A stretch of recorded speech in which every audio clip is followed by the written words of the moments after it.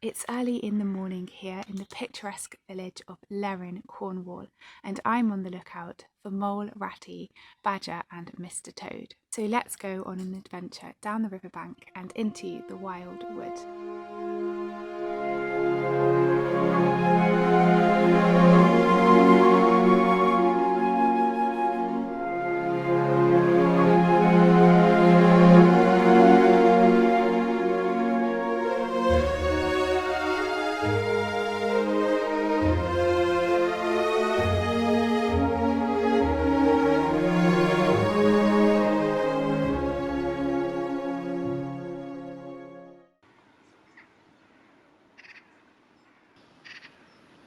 Lerryn is a Cornish village situated on the River Lerryn, a tributary of the River Foy. Much of the surrounding countryside is part of an area of outstanding natural beauty. Southwest from the village, following the course of the River Lerryn with the water to the right, you will find the ruins of Tivoli Park within the beautiful Lerryn Wood. Once a thriving leisure destination, Tivoli Park featured ornamental fountains, a cascade, a plunge pool and a bandstand. Over time, the park fell into disuse, and its structures have been largely reclaimed by wildlife.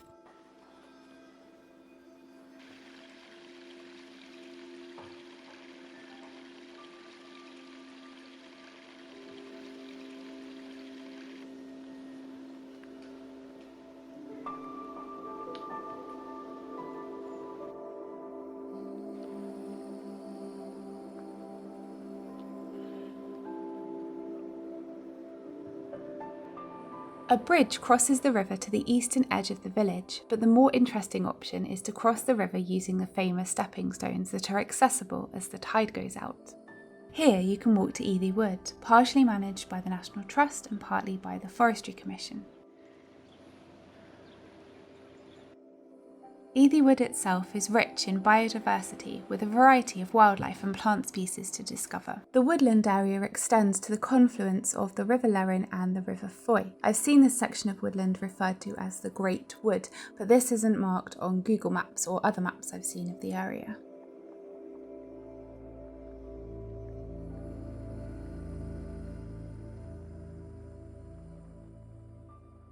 There is contradicting information about what inspired Kenneth Grahame's The Wind in the Willows, with researchers suggesting various locations in England that Grahame lived or visited.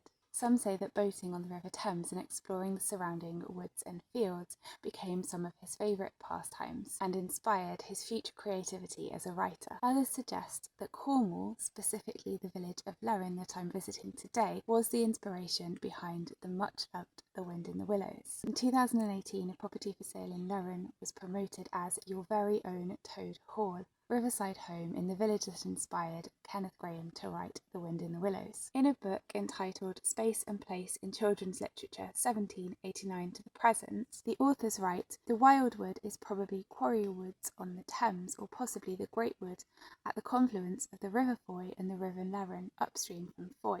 Now that extract is actually from a longer sentence that's focusing on a different point, but as you heard, the authors are very much assuming that The Wind in the Willows was inspired by one of two places. What we do know is that Kenneth Grahame spent time in Cornwall at various points in his life, including the areas of Foy and Lerryn. Personally, I believe that The Wind in the Willows could have been inspired by a mix of places that Kenneth Grahame lived or visited, and I'm sure that the river and woods here at Lerryn had some influence on that.